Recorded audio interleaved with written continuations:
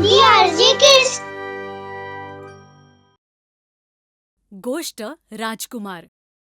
रामनगर गावात किशन नावाचा एक छोटासा मुलगा आपल्या काका शंकर आणि काकी सुनैना बरोबर राहत होता.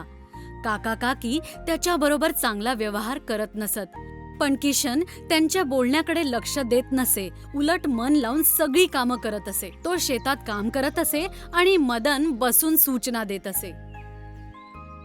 अरे किशन, लवकर लवकर काम कर. अजून काहीच नाही केलं तू. लवकर लवकर शेत खरून काढ. हे काम झाल्यानंतर लाकडे तोडून ने. नंतर कोणतेही कारणे नको देऊस. नाही काका, मी कोणतंही कारण नाही देणार. खणण्याचे काम झाल्यावर किशन जंगलातून लाकडं कापून आणत असतो.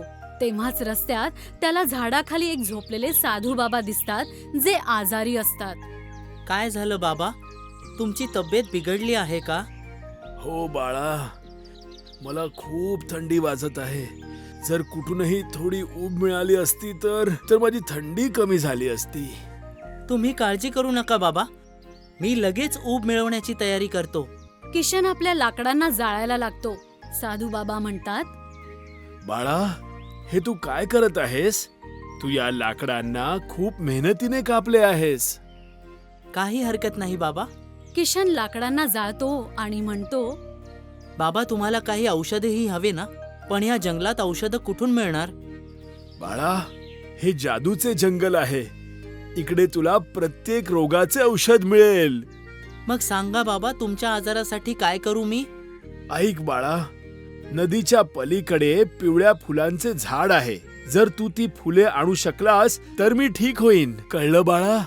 मी आत्ता जातो बाबा. पण बाळा, नदीचे पाणी खूपच थंड असेल. काही हरकत नाही बाबा, मी जाऊन घेऊन येतो. किशन तिकडून जातो. नदीचं पाणी खूप थंड असतं, तरीही तो नदीचं पाणी पार करून त्या पिवळ्या फुलांकडे नदीच्या पलीकडे जातो. बाबांनी ज्या झाडाबद्दल सांगितलं होतं ते बहुतेक हेच झाड आहे. तो पिवळी फुलं तोडून साधू बाबांकडे परत येतो. बाबा त्या फुलांचा वास घेतात आणि ते बरे होतात. बाबा, तुम्ही तर पूर्णपणे ठीक झालात. आता मी जाऊ बाबा? हो बाळा, माझे खूप आशीर्वाद घेऊन जा. किशन लाकडं न आणता घरी येतो. तेव्हा त्याचे काका काकी त्याला ओरडतात. आळशी, तू दिवसभर काय केलंस? रिकाम्या हाती परत आलास. लाकडे कुठे आहेत? काका, मी लाकडे घेऊन येतच होतो, तेवढ्यात मला रस्त्यात एक साधू भेटले. मग त्याने पूर्ण गोष्ट शंकर आणि सुनैनाला सांगितली. पण तू तर एक सुद्धा लाकूड घेऊन नाही आलास. आता मी जेवण कसं बनवू? काकी, तू काळजी करू नकोस, मी लाकडं घेऊन येतो. असे बोलून किशन परत जंगलात जाऊन लाकडं तोडून आणतो. दुसऱ्या दिवशी जेव्हा शंकर आणि किशन शेतात जात असतात, तेव्हा त्यांना राजाकडून होणारी दवंडी ऐकायला येते. ऐका ऐका ऐका, महाराणीची तब्येत बरी नाही आहे. महाराजांचा आदेश आहे की जो कोणी महाराणींना बरं करेल त्याला ते आपला अर्ध राज्य देतील. शंकर हे ऐकतो तर त्याच्या मनात लोभ येतो. तो लगेचच दरबारात जातो आणि राजाला म्हणतो, महाराज, मी महाराणींना स्वस्थ करू शकतो. फक्त तुम्ही मला आजचा वेळ द्या. ठीक आहे, आम्ही तुला आजचा वेळ देतो शंकर. शंकर लगेच त्या जंगलात जातो जिथे किशनला साधू बाबा भेटले होते. साधू जवळ जाऊन शंकर म्हणतो, बाबा, मला तुमचा आशीर्वाद पाहिजे. ज्या मुलाने तुमची सेवा केली होती, मी त्याचा काका आहे. तो तर खूपच चांगला मुलगा आहे. त्याने माझे प्राण वाचवले. मला सांग, मी तुझ्यासाठी काय करू शकतो? बाबा, महाराणीची तब्येत खूपच खराब आहे. खूप लांबून येणारा हकीमला पण त्यांचा इलाज जमत नाहीये बाबा. मी त्यांच्या उपचारासाठी तुमच्याकडे आलोय. अच्छा, म्हणजे तू आपल्या राणीचे प्राण वाचवू इच्छितो? हो बाबा. ठीक आहे, पण काम खूपच कठीण आहे. ते मी करीन बाबा. तुम्ही सांगा काय करायचं आहे. या जंगलात सरळ सरळ चालत जा. जिथे जंगल संपते तिथे एक डोंगर आहे. त्या डोंगरावर एक आंब्याचे झाड आहे. तिथून एक आंबा तोडून ने आणि त्याचा रस राणीला प्यायला घाल. ती बरी होईल. खूप खूप आभार बाबा. पण एक गोष्ट लक्षात ठेव, त्या झाडाजवळ पोहोचल्यावर तू जो विचार करशील ती इच्छा पूर्ण होणार आहे. पण लक्षात ठेव, एकदाच. ठीक आहे बाबा. हे बोलून शंकर तिथून चालायला लागतो. जंगल संपल्यावर डोंगर येतो. तो डोंगर चढून आंब्याच्या झाडाजवळ पोहोचतो. किती कठीण रास्ता होता. मी खूपच थकलो आहे. जर या आंब्याच्या झाडाच्या ऐवजी वडाचं झाड असतं तर मी त्याच्या सावलीत बसून आराम केला असता. एवढे बोलल्यानंतर आंब्याचे झाड वडाच्या झाडात बदलतं. अरे हे काय झालं? आता मी आंबा कसा घेऊन जाऊ? अरे माझं फुटकं नशीब. अर्ध राज्य हातातून निघून गेलं माझं. त्याला झोप येते आणि तो वडाच्या सावलीत झोपून जातो. तिकडे किशन पूर्ण काम करून घरी येतो तेव्हा त्याची काकी म्हणते, कुठे होतास तू? आणि तुझे काका कुठे आहेत? काकी, मला नाही माहित काका कुठे आहेत. मग अजूनपर्यंत आले का तेवढ्यात नाही? शंकर तिथे येतो. कुठे होतात तुम्ही? काय बोलू मी तुला? आज अर्ध राज्य मिळता मिळता राहून गेलं. हे काय उलट सुलट बडबडताय? मग शंकर तिला पूर्ण गोष्ट सांगतो जी किशन पण ऐकतो. अरे देवा, हे काय केलं तुम्ही?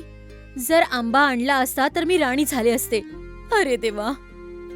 हे सगळं ऐकून किशनला खूप वाईट वाटतं. तो विचार करतो की काका काकीला महाराणी ठीक होण्याची जराही चिंता नाही, फक्त स्वतःचा लोभ आहे. तो मनातल्या मनात म्हणतो, मी जर महाराणींसाठी आंबा आणला तर त्या लगेच बऱ्या होतील. हा विचार करून किशन जंगलमध्ये साधूकडे जातो.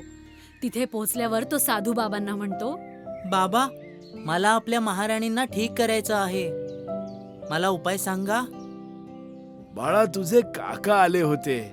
मी त्यांनाही सांगितलं होतं, पण त्यांच्या लोभीपणामुळे त्यांना साथ मिळाली नाही. पण तू खरा आणि चांगला माणूस आहेस. तू हे काम नक्की करू शकशील.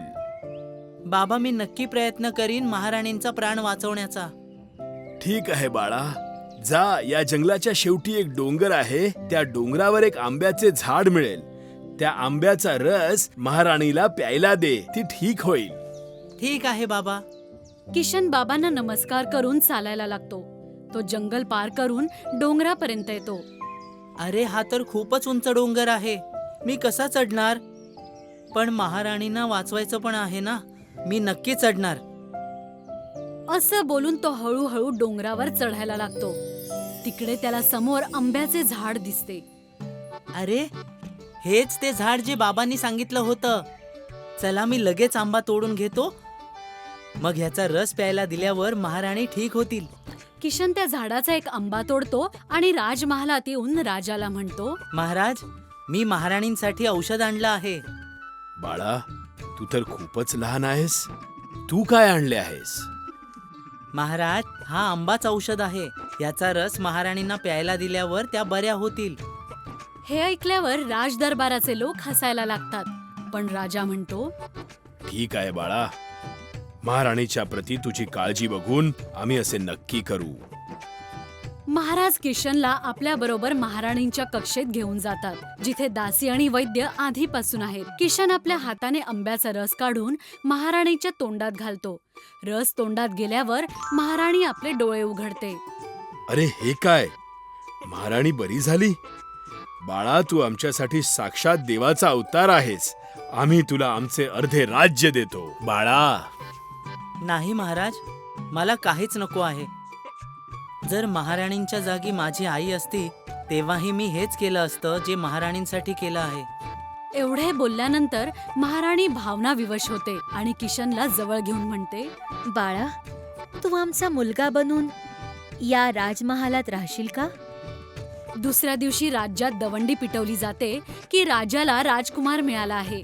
अशा प्रकारे किशनचे चांगले मन आणि वागणुकीने त्याला एका गरीब मुलापासून एक राजकुमार बनवले.